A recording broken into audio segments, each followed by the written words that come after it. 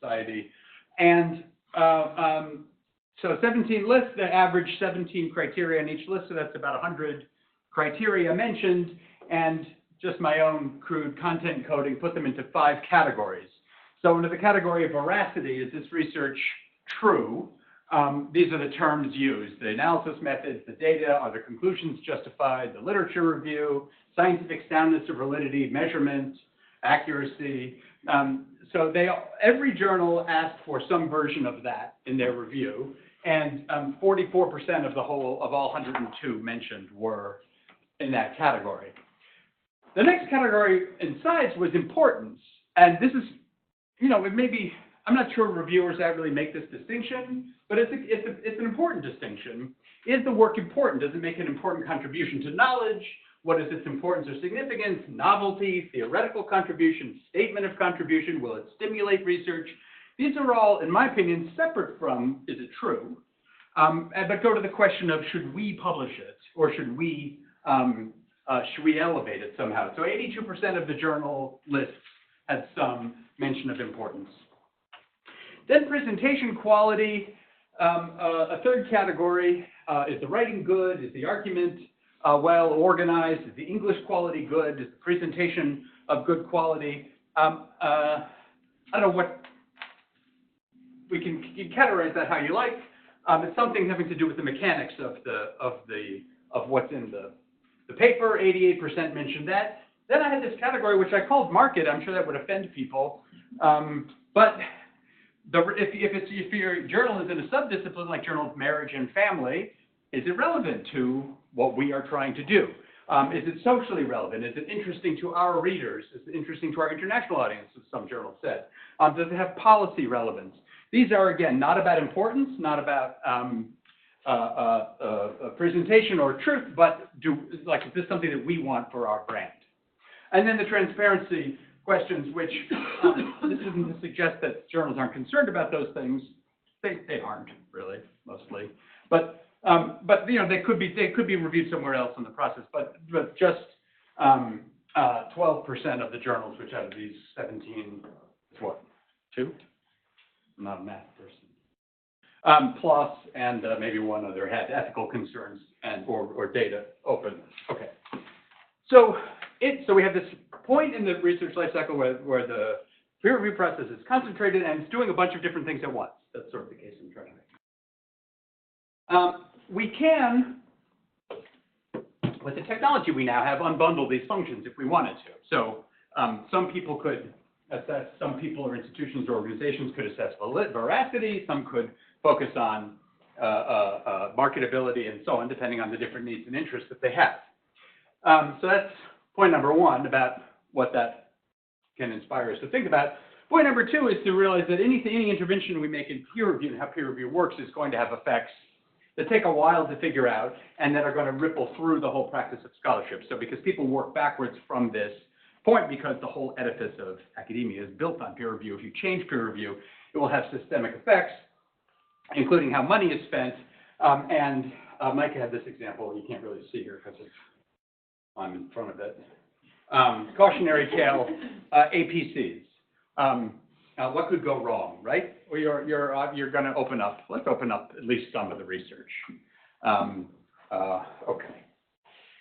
I don't remember if APCs are author processing, article processing charges. Okay. Wait, some people call them author page charges, which is not what it is, but it is also. Okay. So I'm going to talk about those five areas of concern or things that the peer review system has to work about. I have some new information on those, focusing on sociology, my discipline. One of my missions for the semester is to gather information about what's going on in sociology related to other social science and help communicate that to the people that I work with and for. So, I'm going to move that. You can't see the footnote. Okay. Yeah, there's nothing going to be of value up there. There you go. So the American Sociological Association publishes a number of journals, and they require their editors to file reports on various things about the review process. Not necessarily the most important things, but one of the things they ask is how long does a review take? They ask how long the first review takes. They ask how long the revision reviews take. So I took the average time on the first review, I took the average time on reviewing the first revision, and then they have the production lag from acceptance to printing or distribution, and I added that. So if you submit a paper, you get one R&R, and then it's accepted and you take no time to do the R&R, then this is how long it would take you to get your article published. In sociological theory, it's the longest, about 20 months. Health journal, sociological methodology, 15 months. Then this is the flagship journal, American Sociological Review, about 7 months. Socius is their new quick, rapid turnaround +1 style journal. That's the quickest, also pretty high acceptance rate, and so for the average of 9 months altogether. So, yes. I'm curious if these journals impose a deadline for authors, like 1 month, 2 months, 6 months for returning. For doing the revisions? Yeah. It's up to them. There isn't one policy. Yeah. That's a good question. Yeah. I think they might say something like, if you don't do it by a certain amount of time, we're going to consider it a new submission. Yeah. But I don't remember about these journals in particular. Good question. The reason this is such a pressure point, I keep saying pressure point, a thing to worry about is from the scholar's point of view, this is the killer, this is the big problem in the system, because research takes a long time, and everybody knows research takes a long time, but the point at which you're sending it to a journal, which is going to make or break your career, you think it's pretty good, and people want other people to read it. So this is why the preprint thing has been as successful as it has been. We can talk about how successful that is, because now you have something to show, so let's show it. So waiting 20 months at that point is just brutal for people. Plus, why does theory take so long to review? I mean, it's just words. I don't know. It's the demographer. Yeah, right. Come on. Okay. Okay, incentives. The entire edifice, I keep saying edifice, the whole system here runs on peer review. I mean, the reason everybody has a job, a faculty job at MIT or anywhere else is because of peer review, right? Pretty much. They did something of value that somebody recognized and they published it, or they got a grant that was peer reviewed and they got their job. But it runs entirely basically on quote unquote volunteer labor that's largely unrecognized. And I don't quite go with the people who say it's unpaid. It's paid in a hidden subsidy by people's employers to whoever is publishing the work, right? If it's part of my job to do reviews, the state of Maryland is paying me to do reviews. But it's not directly paid, it's indirectly paid. So if the whole system is running on this voluntary basis, it's, troubling, possibly troubling. Or it's a beautiful, it's an unbelievable, it's a miracle that it works. Just for 5 years, this is looking at Publons. In the last 5 years, the number of publications in Web of Science per year, 2.7 million, 2.8 million, 2.9 million is increasing. And from the Publon survey, they ask how many invitations does it take to get the average review. So how many people do they have to ask, will you please review this article? And it's increased from 1.9 to 2.4 just in 4 years. So the system is kind of a bit bowing a little underneath the weight of the increased volume, and in my opinion, the fact that the incentives are iffy for why people should do this. Do you get rewarded for doing peer review? This is from my CV. I have this section that a lot of people have. I list a bunch of journals. You can get on the list, but you can never get off the list, right? So if I've ever reviewed for your journal, I'm going to put it on this list. If it was 20 years ago and they hated the review and it was a terrible quality, you're on the list. If I lie, you're on the list. Nobody knows. There's no check. Some journals publish a list of reviewers. A lot don't, I discovered, looking around. And definitely nobody checks. So that's the reward system. Or it's whatever informal impressions I made on editors to impress them, their editorial boards or whoever, associate editors and so on. Or whatever bragging I can do and just claim it. Okay, so that's the problem with incentives. What about quality? I love this. Everybody's got a story of terrible peer review. This was one of mine. This was 2015, and after this saga of sending this paper to 4 journals where it was reviewed 13 times over 2 years and finally published, really not very different from how it started, in a pretty low status journal, no offense, Social Currents. It was disheartening, and part of what got me into social archive. And going back and looking at this blog post, one of my recommendations is we really ought to have something like archive so we can publish this stuff. Okay, so just an example, round 2 of the review, this was at the journal Sex Roles, which has quantitative stuff quite often, mostly psychology. Please carefully describe the statistical analysis and statistical findings that describe the difference between the declines in opposition for women versus men. I had a trend. It went down for both men and women, but it was going down for men more than for women. Me and my student I was working with, Lucia Leckie. Is the beta for gender 78 and for year -02, and how did you test for the difference in betas of -1 versus -01 versus -02, which we had, of course, described in the paper. Mention the test you used to assess this. This doesn't seem like much of a difference in slope. That one is twice as large as the other is fairly meaningless when one is 0.01 and one is 0.02. Okay. Well, obviously, it depends what you're measuring. If you're measuring the odds of whatever, global thermonuclear war, it would be a big difference. But you can see maybe comparing to 0.30, but the point was there's a linear effect of like 40 years. So 0.01 is not really a small. Anyway, it doesn't matter. Round 3, we clarified, we explained, we left it in because it was the main finding. As previously mentioned, though significant, a change of 0.02 versus 0.1 is not substantial, thus the author should refrain from concluding one is twice as large as the other. One is twice as large as the other. Anyway, okay. Everybody's got a story. How to assess the quality of peer review is actually quite difficult, partly because the system is so opaque. There's no records that anybody can scrutinize. Some people say there was an op-ed in the New York Times yesterday about this very thing, and the person said the editorial board was on JAMA. I can't remember what editorial board he's on. He says we keep track of articles we desk reject and see where they end up being published. That's pretty cool. I don't know how many people do that or how systematic that is, or if they report the results. But anyway, one way to do it, this was a recent interesting creative way. Somebody got access to, Misha Toplitsky and colleagues got access to the reviews from a group of articles published in American Sociological Review around 1980. And then, given these are all accepted, so they're all way on the one side of the distribution of quality, looked at the scores the reviewers gave them. So some got accepted with all 5s and some got accepted with 3s and 4s. And then did that predict citations, 30 years later or something? And the answer was really no. This is a little bit of this is a linear line through these points. So some of the high-rated ones got more citations, but in the full analysis, it's very weak and not really there. This is the difference between those that were unanimously accepted versus those that had no consensus but were still accepted, how many citations they had 30 years later. So no real effect. A similar study did this with either NIH or NSF grants. Among those funded, did the ones with higher scores end up with more publications or citations? The other way that people often do this is inter-rater reliability. A recent study from PLOS ONE of neuroscience papers in PLOS ONE found inter-rater reliability of 0.19. That's the correlation between different reviewers. Pretty low. Is this good research? Okay. Stop me anytime.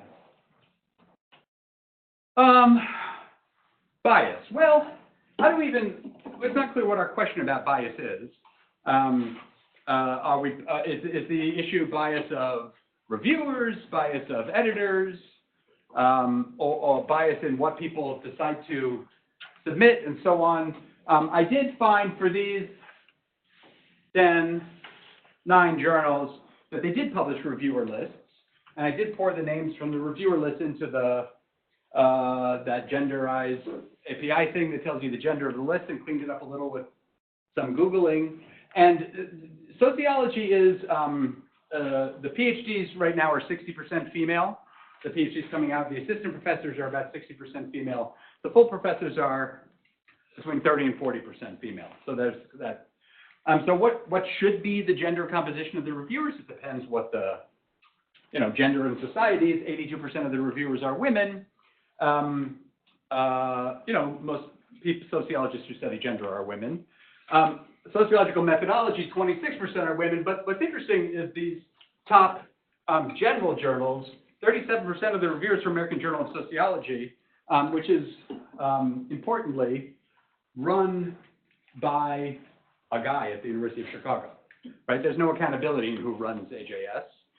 They do whatever they want. They publish it with the University of Chicago Press, and it's a general interest journal, so that's pretty low. Anyway, so that's something to think about. But there's no systematic reporting of this, even within these associations, and evaluation of how this might be affecting the process. Okay. Also on bias. You know, mostly in sociology we use double-blind review. The reviewers and the editors are not, the reviewers and the authors are not told who they are. But there's these weird combination of norms and rules and poorly thought out ethical guidelines like this one. I recently got asked to review a paper for AJS. Can I put that on my CV that they asked me, even though I declined? If you have a professional or friendship tie to the undisclosed author of this paper, e.g. past or current faculty, peer, co-author, contemporaneous, PhD institution, peer, etc., please let us know. Well, that's kind of vague. I mean, how do you have a tie to an undisclosed author? So they're really asking if you know who wrote this, and if you figured out who wrote this and you have a tie to that person. So then some people already think, gosh, if I know who wrote it, maybe I shouldn't review it, maybe I should. But there's no clear guidance on this. Just in general, those of you who work on ethics, like, you should be clear about what you're trying to accomplish with ethical rules. So this is not. Okay. But there's a general sense that if the review is contaminated, please let us know.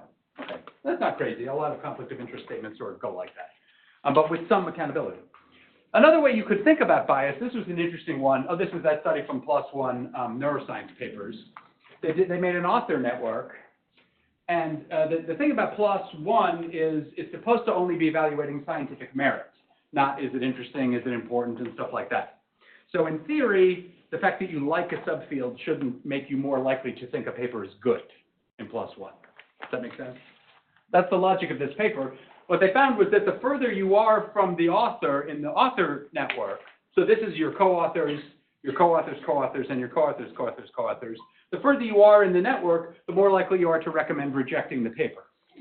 And so is that biased against work that's different from yours? Is it biased against people you don't really know, or biased in favor of people you do know? We don't know what the correct answer, like what is the right level of rejection. Yeah, Chris. I mean, would some people argue, I wouldn't, that, you know, the best authors know the co-author with the best authors, so that's totally wrong. The best authors know their co-author. Co-author with the best authors, so, you know, if everything I write and everyone I co-author with is the most brilliant sociologist and everyone else is a little lower tier, I'm going to reject more often the people who are outside my network. So that close-knit network. Right. But you can have a close-knit network among crappy authors also. Right. Well, yeah, it'd be interesting to do that. Yeah. I mean, you could also argue that the most prolific authors are better and have more people in this, and they may have taken that into account in some. Yeah, that'd be interesting. That's a good question. Anyway, it's more to flag this, like, what are the kinds of bias we're thinking of? Yeah. So their conclusion is you should have reviewers from outside the area of the paper. Well, that raises concerns. I mean, those authors aren't going to appreciate that. Have somebody who knows nothing about your field review your paper. But anyway, so it's bringing us toward the question of accountability, which is where I'll go. Oops. Next, moving right along. Oh boy. I'll try to make this one brief. Reviewer invitation for social science research. The paper is called How Different Are the Adult Children of Lesbian Mothers and Gay Fathers? This was a famous paper by Mark McNair that they wrote to try to stop gay marriage in the court, to show that children of gay and lesbian parents did poorly. Dear Brad, this is from Jim Wright, the editor, to Brad Wilcox, the sociologist. We've received a manuscript we think may interest you. We very much appreciate you reading it. Why do we have this email? I'll mention that. We've also learned that a report on this study will be released this coming summer. This was February. If the paper is destined to appear in our journal, it'd be nice to have it accepted and available online. So we'd appreciate a quick turnaround. Okay, so the authors told the editor, look, we've got to put out a report. If you want to publish it, publish it. And they sent it to Brad Wilcox. Brad Wilcox says, Dear Jim, actually they're old friends. I'm happy to do this. Just want to let you know I serve on the advisory board for this project, okay? As do some other people he mentions irrelevantly. Jim Wright says, okay, understood. He says, thanks. He does the review. Brad Wilcox didn't just serve on the advisory board. The entire study was basically his idea. He raised all the money. He hired Mark Regnerus to do the study. And it was a big conspiracy to try to influence the courts.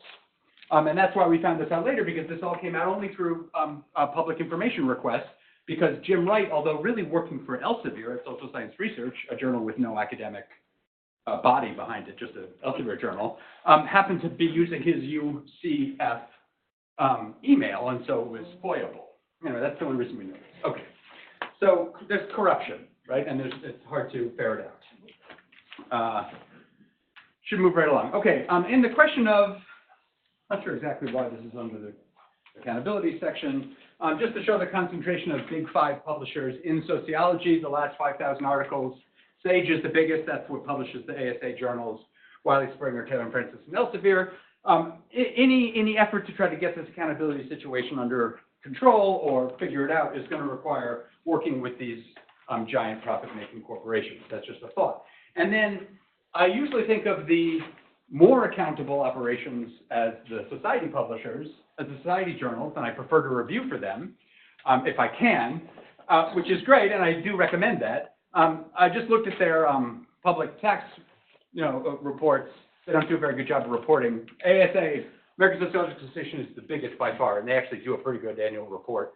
They're about $7 million a year. Some of these smaller ones, Pacific, Eastern, Midwest, their total budget is $100,000 or $200,000 a year. But most of the money for all of them comes from their publications, which are Sage, Wiley, Springer, etc. Okay. So it's just what your sort of the environment, if you're trying to think about questions of accountability, where you go. Okay. A couple minutes left for some suggested improvements to the system. Post-publication peer review, reform number 1, and then for each of these sort of the dimensions that we might be, the areas of concern we might be addressing with this particular change. If you do the review after the work is available, you help on the time problem by making work available before the long delays in reviewing. On the other hand, and the downside is in parentheses on each of these. On the other hand, that includes bad work. On the quality point, post-publication review may produce more engaged reviews if people have a chance to jump in and review the things that they think are interesting, that are in some public place. On the other hand, if it's a popularity contest and some things are just never of interest to people, you have some sort of open reviewing system, maybe nobody reviews some things. Maybe a review should be open, where you should publish reviews or let them be viewed publicly. This would allow people to get credit for the quantity and quality of their reviews, and they could be citable. Reviews are citable, but they're usually not cited. But in a paper, you could say, instead of saying, I thank the 3 anonymous reviewers who made my life hell for the last 9 months, you could cite their review. And then those people would get at least 1 citation for that work. And that would be using our current system of credit to give credit for work that's actually very important.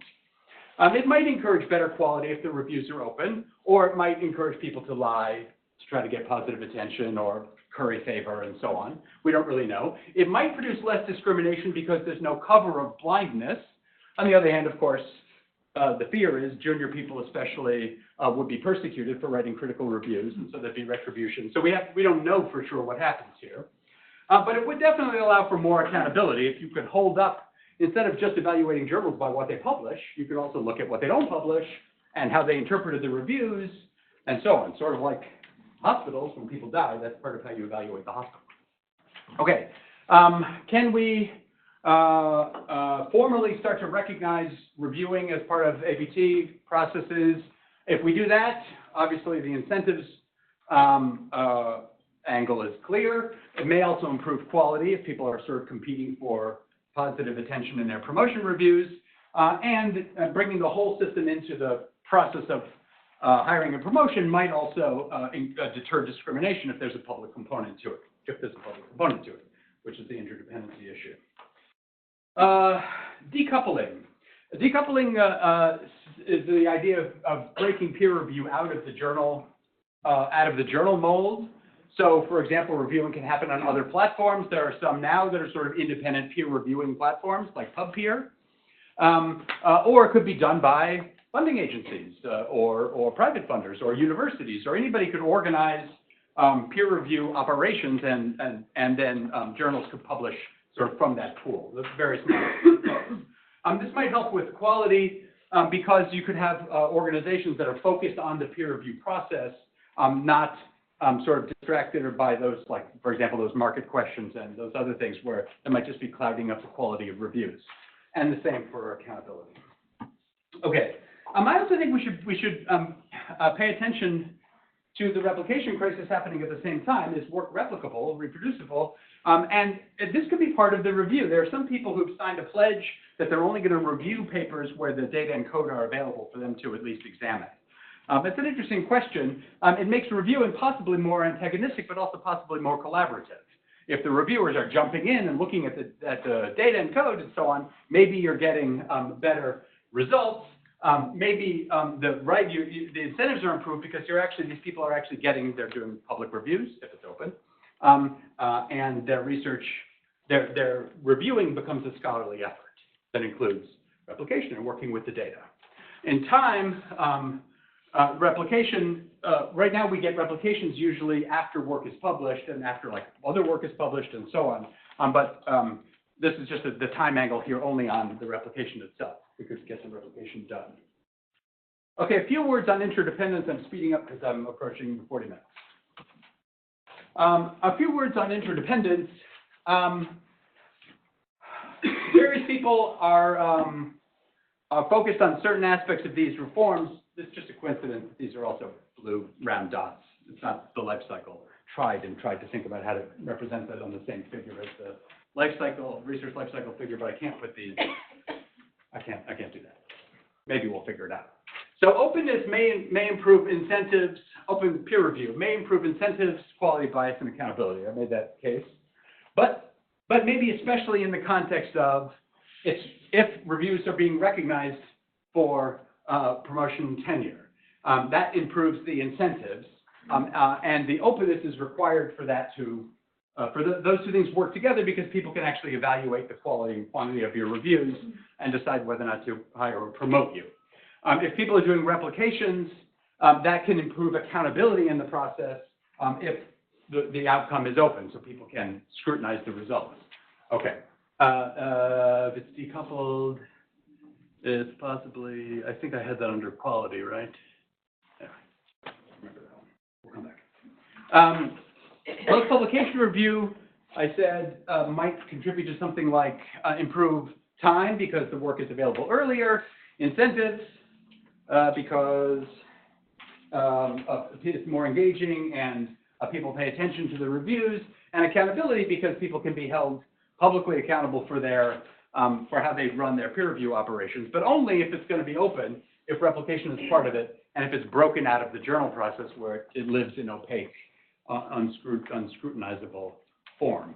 So the point of this is it's supposed to be a little bit more concrete way of saying, oh, it's a giant system. You have to change the whole thing. You can't just change one little thing at a time. That's not really a practical roadmap for actually figuring out how to fix things. But the point is just to think about, if you're looking at the strengths and weaknesses of the various interventions that have been considered, which is where we're trying to go with this project, think about what are the most important pairings or combinations where certain changes would reinforce each other. So that's the end. Thank you.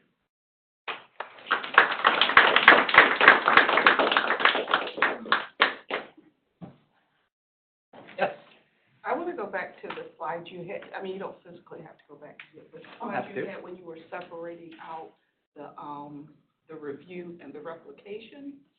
I think I'm a proponent of separating those areas out. When you think about we're trying to create community scientists, and I know like in physics and engineering, they struggle with everyday people not being able to read their paper. So when you mentioned that having somebody outside of your expertise having to review your paper, you then have to write those papers to a degree on a level that, maybe not average person could read. But, you know, people who have a shared foundational.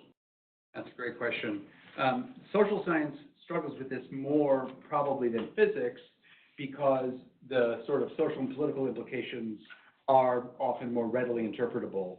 So it's one thing if you're doing, you know, just a fancy math thing and nobody cares, no offense. But it's another thing if what you're saying is, you know, if your finding says personal conversations within the family are what changes people's minds about politics, right? If that's your finding, even if you have fancy methods or opaque language or whatever, there's a lot of people who might like to express their opinion about that paper. And people, including people with no expertise or different expertise. Whereas in highly technical or sciencey things, maybe you don't have that issue. But I don't have an answer for that. It's definitely not. So there's a really good article in the New York Times a week or two ago about genetics and race, and the problem that geneticists are having when racists use their work, and many of them have opted to not engage in the political argument about race and genetics because it's not their expertise. They're not communicators. They're not political activists. They're not. So they have these sort of vague statements that what we're saying is not really about race per se. You know, we don't validate these concepts, but we're studying, you know, ancestry and genetic influences on behavior and all this stuff, which they are. But it's really a problem of like who's supposed to do that work. So one of the things about, in theory, one of the things about decoupling reviewing from the peer review process and post-publication review is as work becomes important for some reason, because it's socially important or somebody picks up on it, there may be avenues for other people to jump in. You know, you don't necessarily want like a great communicator to read every physics paper and explain it to the public. It's not relevant to a lot of people. But when something bubbles up, maybe you need a way for somebody to jump in and say, the implication here, let me explain the implication here and why you might want to rethink that. I don't know. Yeah, that seems relevant. Go ahead. No, thanks. So also on technical reviewing, I sit on the publications board of a computer science publisher, and I'd be curious to know, I don't think this data exists, like I think we went looking for it. The complaints by the editors of that publisher, we had a meeting, and people were like, no, it takes dozens and dozens of call-outs to get our 3 reviewers for a paper. So I'm curious, I think one open question is how that varies by field, like how many people do you have to call to get a review? And related to that, related to this replication question, how are we training reviewers? Because I think we talk a lot about reviewer incentives, but very little about how you get from grad student to professor to reviewer of paper who might look at code and data and all these factors consistently. I mean, personally, I don't think a form cuts it, but I don't know what has been done. Well, and how do you know Right. if it's all done in secret? Right. I mean, it's hard to teach. People use their own examples. One, so that there's a movement to publish reviews when work is published, which can be very informative and useful. You know, it's not the rejection reviews, which may also be useful, and it's also maybe not as many of the counterexamples. That's a good question. Yeah, that's good, but maybe it's. Oh, I just want to add that, like, also there's the issue of people doing ghost reviews for their advisors. So if you like to survey, like a third of PhD students had said that they had performed peer review without any input from their advisors. So I think that whole question of like how you train people also casts questions about who you consider a reviewer and who's actually doing that. You mean the advisor was asked to do the review and and assigned it to the student? Exactly. And then submitted it to the journal as if they. Yeah.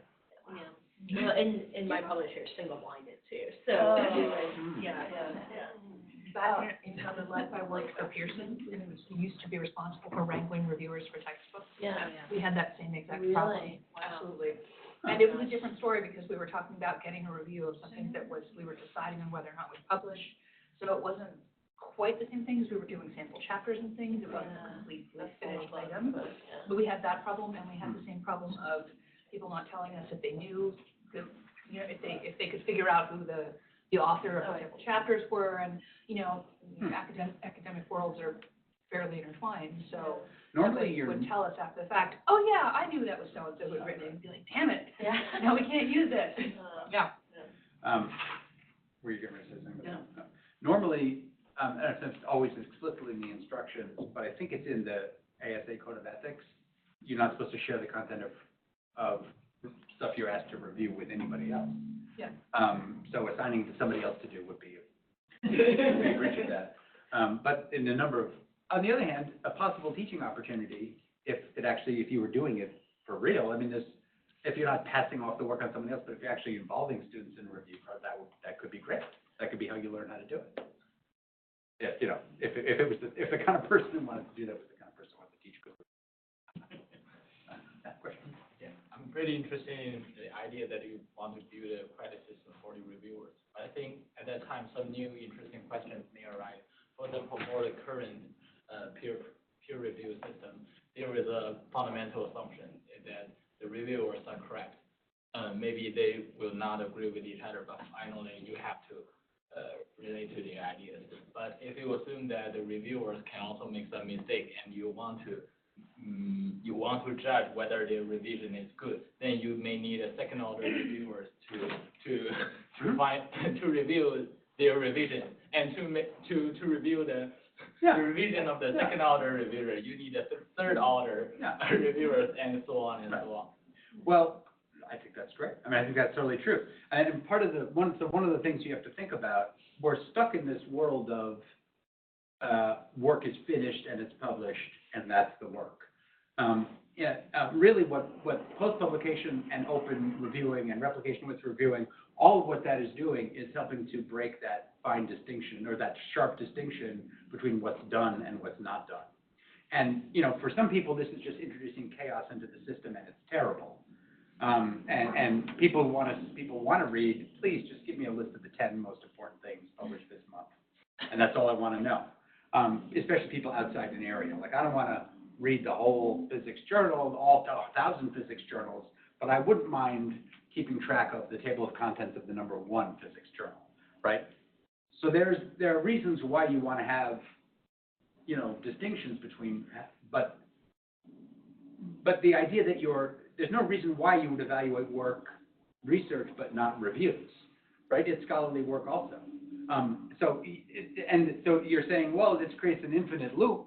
Well, that's really what science is. I mean, of people reading and responding and critiquing and learning new things, and the fifth order review could also be a citable thing. It could have, that person could do data analysis. They could do data collection. They could get a grant to do that fifth order review, right? And why not? And write something really important. And ideally, that would all be, we'd have the metadata all straightened out so that the whole history and the versions and everything was available.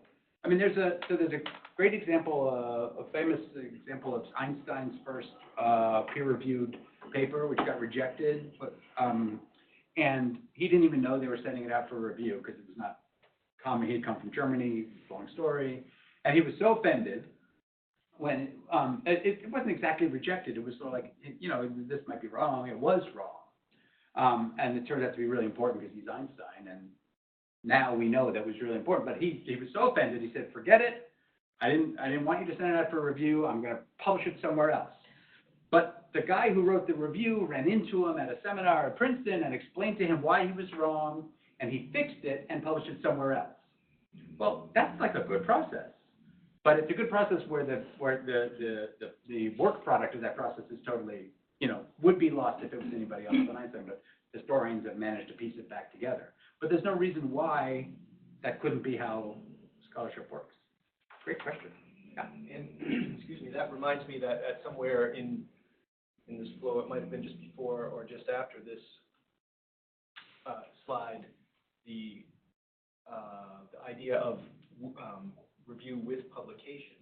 So you get, I guess the idea that came to my mind was some form of collaboration, and so much like the meeting between the reviewer and Einstein, you end up having a hotbed of ideas going on, and I suppose that may impact the initial paper, and that could offend some, but it might not offend others.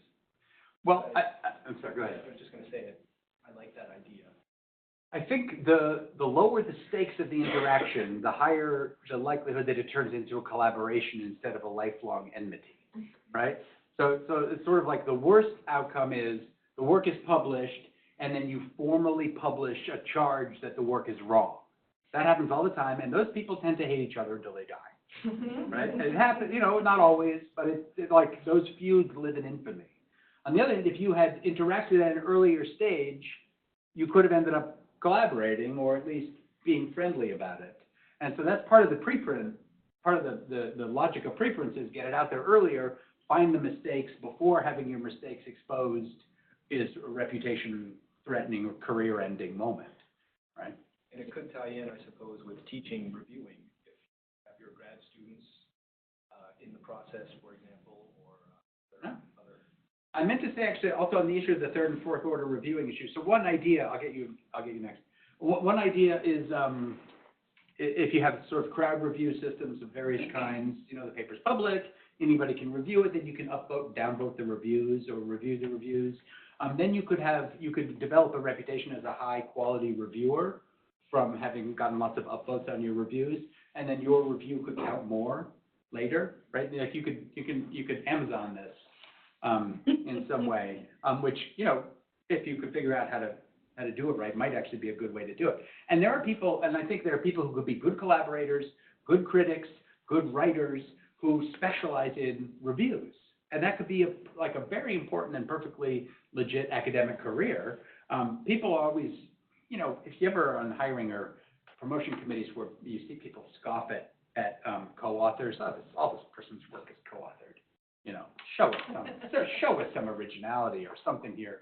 I always argue against that, but because who cares? If your whole career is collaborative, you can still make a great contribution. You might never ever be able to prove that you could have done it yourself. Who cares? You did the work, but now you're dead. It's like you still had a career. Sorry? I was just going to say you play well with others. Yeah, right. So I think the same thing with somebody who is a great reviewer. There's no reason why that person can't be a high status academic. Yeah. I want to ask you about perhaps slightly different issue, which is what happens when the reviewers are not really, let's say, to the cutting edge of the science that's presented in a paper. And this is, I think it's a problem, especially on hard science. And, people would send a paper, it's, extremely reviewed, it's high quality, and it keeps, being hacked by someone, one of the peer reviewers at some point. It's just not up to where things are. And it's not making an effort, perhaps, to really to understand. And, I just, talking with someone that, in school that I know, and it's just as recent as last week, it has been hanged for some time, and they ultimately went back and tried to, as a team, read all the interactions, reread all the interactions, and they ultimately understood that this particular reviewer had a gap in his or her knowledge, and therefore all the questions were tagged to that. So I think this is it's not an uncommon problem. So how does one address that without, blowing up caps of everything? Micah seems to have something. Oh, well, yeah, I mean, we had this talk.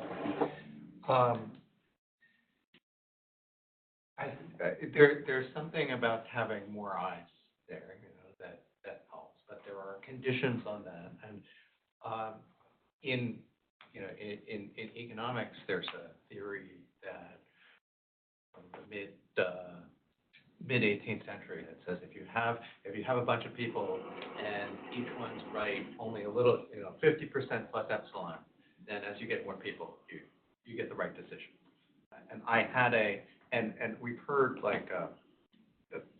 world famous economists suggest that papers in other disciplines should be reviewed by large teams of undergraduate students.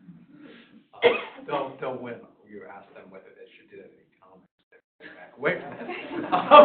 Sorry. But you have to. But there has to be some. At the same time, there has to be some minimum.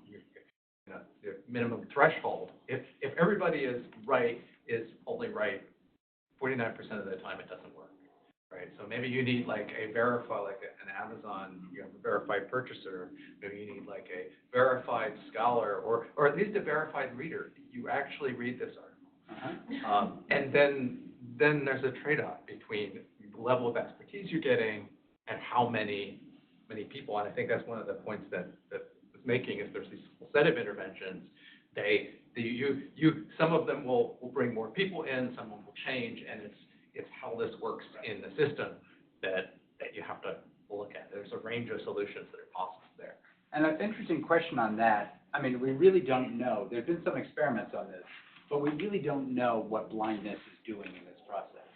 Do you think that bad reviewer would do a better job or a worse job or just refuse to participate if they were going to be named?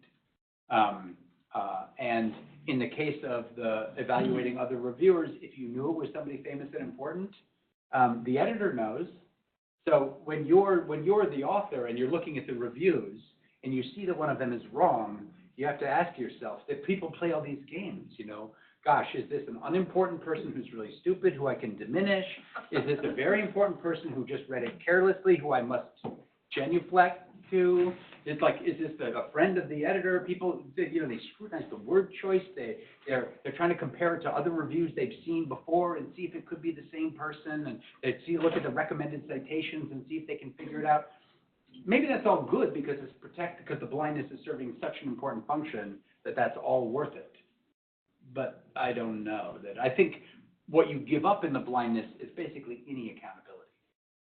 So the author there's no accountability to the author unless,